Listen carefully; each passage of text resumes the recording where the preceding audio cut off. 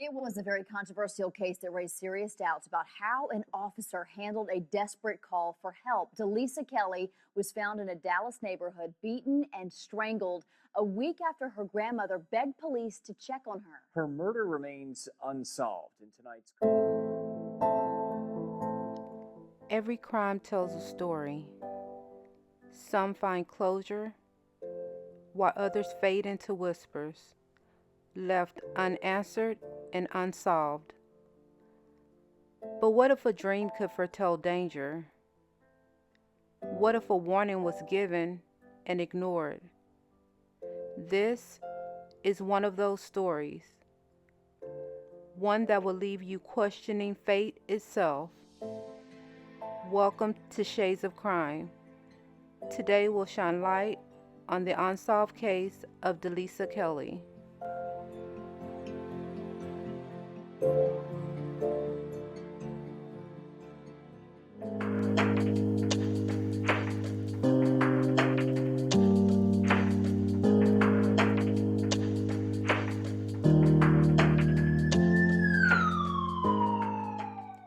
Just southwest of downtown Dallas lies Oak Cliff, a neighborhood both rich in history and deep cultural roots.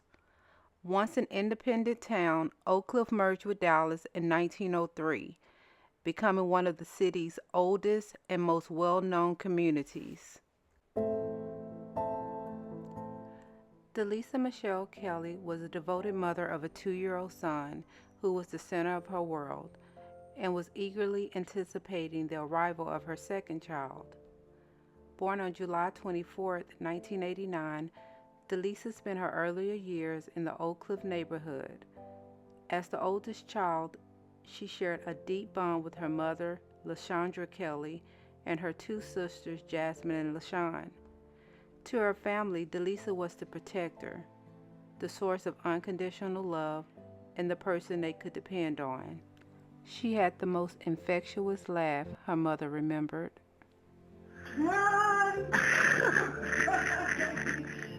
The cell phone video reveals a quirky sound in the background that to anyone who knew Delisa Kelly knew it was her laugh. That laugh. She had a laugh that would grab you from across the street. Who is that? Sounds of joy that for 24 years, Delisa's mother, Lysandra, remembers well until... Though her childhood was marked by hardship, Delisa never let her struggles define her, refusing to allow herself to be victimized by her circumstances. In high school, Delisa's family moved to the North Dallas area, but her ties to her childhood neighborhood remained strong.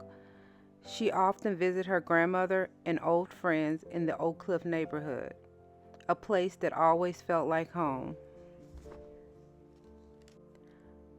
Wednesday, March 5th, 2014, Delisa stayed the night at her mother's house. While there, her mother stated that Delisa told her about a dream she had. In this dream, she stated that her paternal grandmother, who had passed away when Delisa was a small child, came to warn her not to get into the blue car. At this time, they both dismissed it as a strange dream. On Thursday, March 6, 2014, Delisa was picked up from her mother's house by her fiancé, who was the father of the child she was expecting. Before she left, her mother remembered the really tight hug Delisa gave her, and that would be the last time she'd seen her daughter alive. On Friday, March 7, 2014, Delisa was expected to speak at her best friend's Kiki's wake, who had passed away in a car accident a couple of weeks prior. That morning, Delisa's grandmother picked her and her son up from the home she shared with her fiancé. When they got over to her grandmother's house, her son, who wasn't feeling well, fell asleep. To avoid waking him up and getting him out the house again, she told her grandmother she would find another ride to the wake. Her mother stated Delisa called over 40 people but was unable to find a ride. A little before 6 p.m., Delisa left her grandmother's house walking, headed to her best friend's wake. At around 6:09 p.m., footage captured her walking into a convenience store. Then minutes later, at around 6:13 p.m., footage showed her outside the store talking to someone in a blue 1986 Grand Marquis. At around 6:45 p.m., Delisa's sister Jasmine stated that she received a call from Delisa's phone that she assumed was an accidental call. However, she could hear Delisa and a male voice screaming in the background before the call abruptly ended. In the background, she hears a guy telling her, "You're being hard-headed. You need to stop." And he's yelling. And she's yelling, "Stop, stop." I didn't hear the phone call, but it's like I can hear that, you know. Jasmine tried to call back several times, but there was no answer. A few minutes later, Jasmine received a text from Delisa's phone stating, "Call you in a minute." Jasmine replied, "What's wrong? Is someone hitting you?" Jasmine received another text from Delisa's phone stating, "He thinks I'm with someone else." Jasmine then replied, "So what did he do?" Jasmine would never receive another text message or a call from Delisa's phone. After trying again several times with no answer, Jasmine then informed her family of this. They too tried to call over and over again and still no answer. At around 8:38 p.m., Delisa's grandmother, Miss Margarita, called 911 pleading for help. What you're about to hear is the heartbreaking audio from that call. Dallas 911, what's the address of your emergency? I'm at 2726 Prosperity Avenue. What's your apartment, ma'am? It's a house. Okay, and your class 3 Sunnyvale and Stanley? What's going on, ma'am? You need police, fire, or ambulance? I don't know. I need the police, I think. Tell me what's going on. My granddaughter left here at 6 o'clock this evening. She was going to a wake. Her sister got a call from her about 40 minutes after that, and she was screaming for her life. Somebody was beating her, and we don't know who has her, so I don't know what to do. We can't get her on her cell phone. She's not responding to any messages, so I don't know what to do. Okay, so she's not responding to no messages at all, nothing like that? And her phone's going straight to voicemail. Okay. Let's see. Okay, so did you want to report her Please. as a missing person? Yes. Can someone come here? Yes, we can have someone go out there. What is your name? My name is Margarita. Margarita? Marjurita. Last name Kelley. Okay, and what is your... My granddaughter's name Yes. is Delisa. D''Lisa. Last name Kelley. Okay, how old is she? She's 24. Okay. And is she black, white, Hispanic? Black. What was the last thing you saw her wearing? What color shirt? What color bottom? She had on leopard print pants, a black shirt, and a denim vest.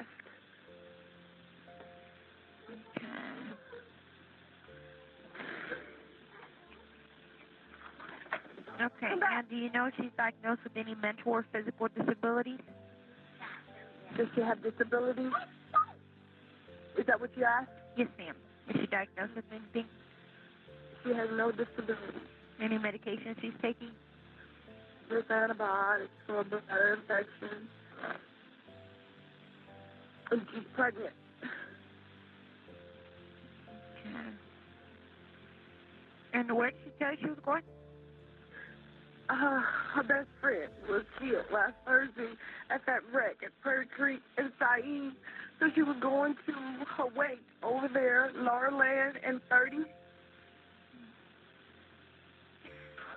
She left here walking. I'm assuming she was catching the bus. Left walking at what time today? 6 p.m.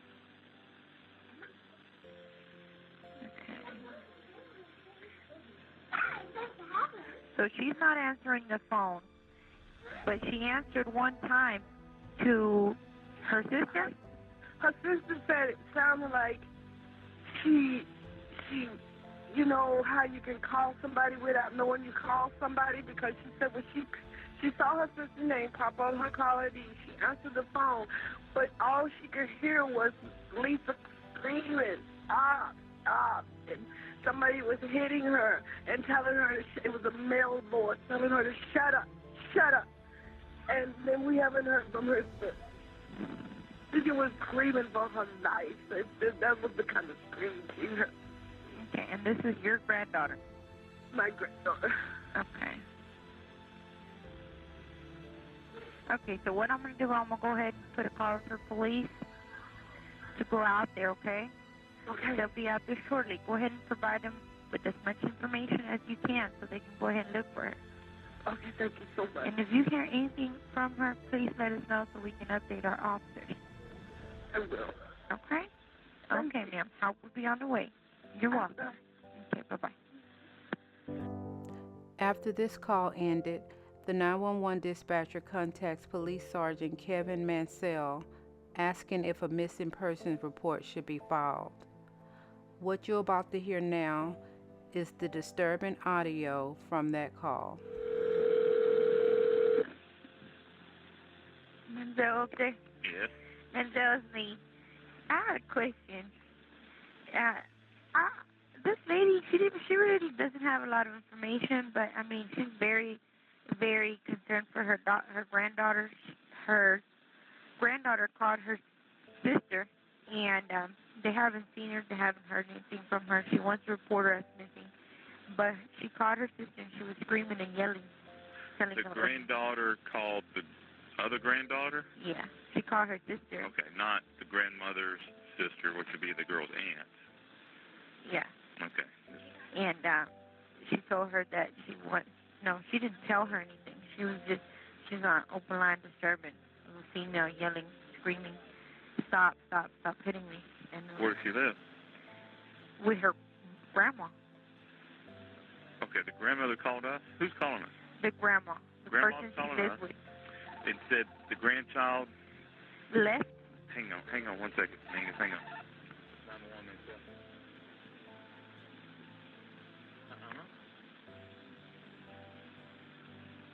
Okay, you need a sick day tomorrow? Okay, all right, get that. Bye-bye. Okay. Okay, so the granddaughter, they have an open line. They were having an open line disturbance. They heard the granddaughter being hit by an unknown male. All right. Does she know where the granddaughter lives or is?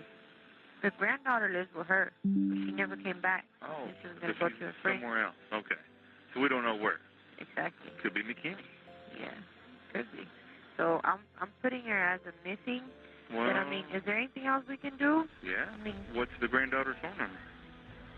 I didn't get it, but We need that, and we can ping the phone, find out where she's at. okay. Let me call her back. I'll still send police for her so we can, do a missing or something. Or no? Not yet. I mean, until we ping it? She's not missing because she lives with her, but she just... Well, she was supposed to come back, though. She told her she was going to How old is this girl? She's 24. Oh, no. Her granddaughter, but she never goes out missing. And then there's one more thing. She's pregnant. Well, sounds like she's missing before. How she got in that situation? But she's 24. Come on. I mean, all right. Well, give me a phone number and let's see if we can ping it. And does she think they were fighting? no, she knows they were hitting on her. Okay. She's willing to stop. Okay. So get that information, then I'll tell her to hold on the missing. Yes. Okay. And let me find out if I can find her. The dispatcher called Miss Margarita back and was able to get Delisa's phone number, and which she sent to Sergeant Mansell. The phone company was then contacted, but was unable to ping a location.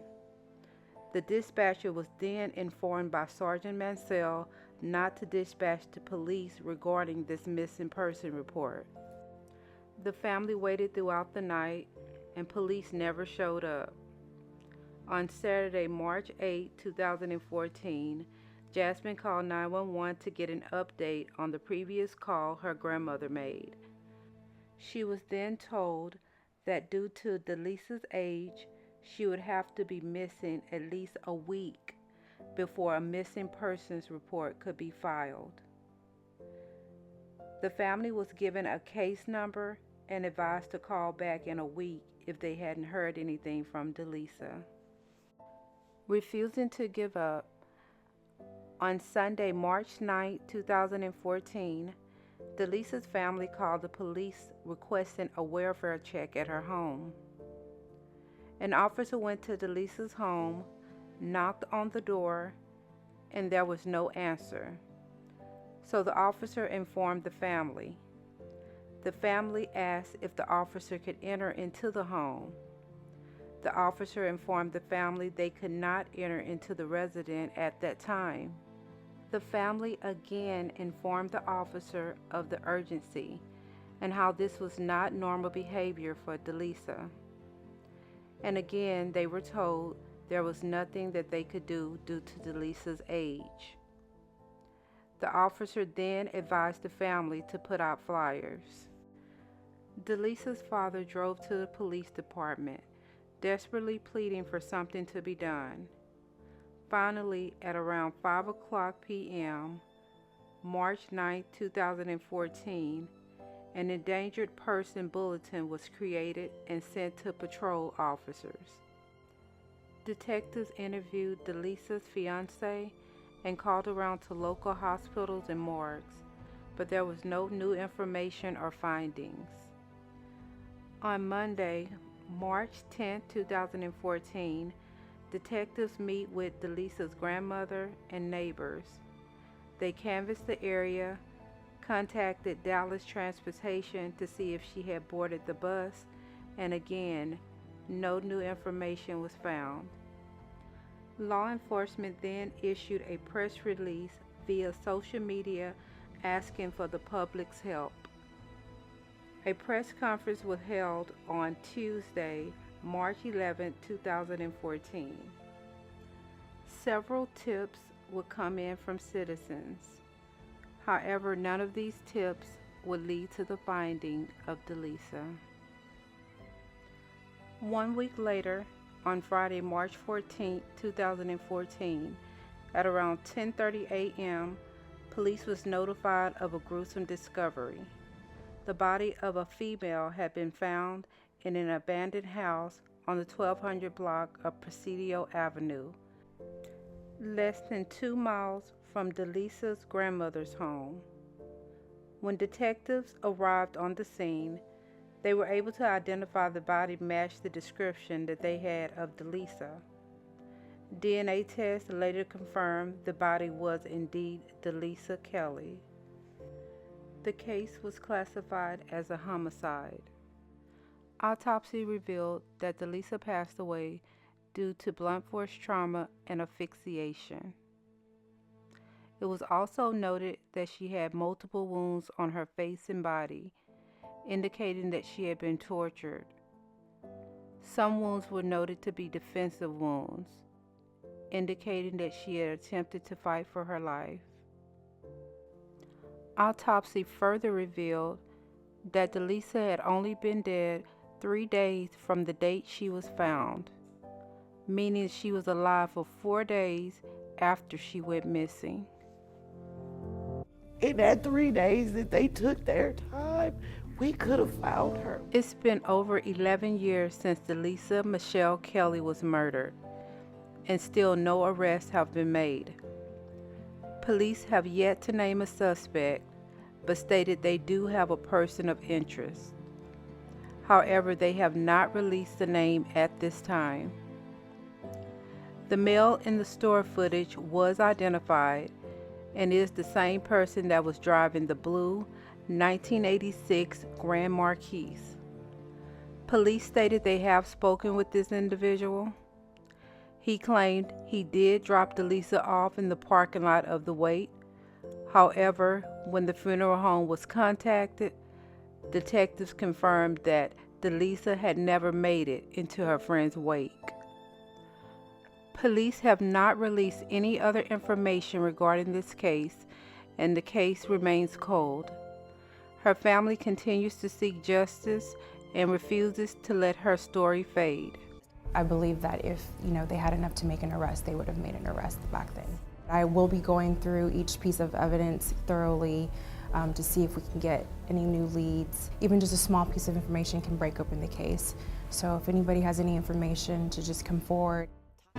On May 15, 2019, due to the response by law enforcement, Delisa's family helped create the Clear Alert, which works like the Amber Alert for those ages 17 and younger, and the Silver Alert for those ages 60 and older. The Clear Alert is for those of age 18 through 64. This bill was signed into law by Governor Greg Abbott on June 6, 2019. There's a saying, justice delayed is justice denied. The murder of Delisa Kelly is truly heartbreaking. A young mother who's pregnant goes missing under suspicious circumstances. Her family begs for help, and yet the police department does basically nothing for days. Did the system that was meant to protect her fail her? Had they acted immediately, could Delisa have been found alive? That's a question we'll never know. But it's also a question no family should ever have to ask. The person responsible for this is still out there. Someone out there knows what happened to her. If you have any information, no matter how small, please contact Crime Stoppers of Dallas, Texas at 1-877-373-8477. No story should be forgotten. No voice should go unheard. Sending my deepest condolences to Delisa's family and friends. I pray that you get the justice that you deserve. Until the next time, thank you for watching Shades of Crime. And remember to pray. God's listening. I really feel like if they were genuinely trying to help us, we possibly could have found my daughter alive. Oh, can we stop a minute? Yes, please.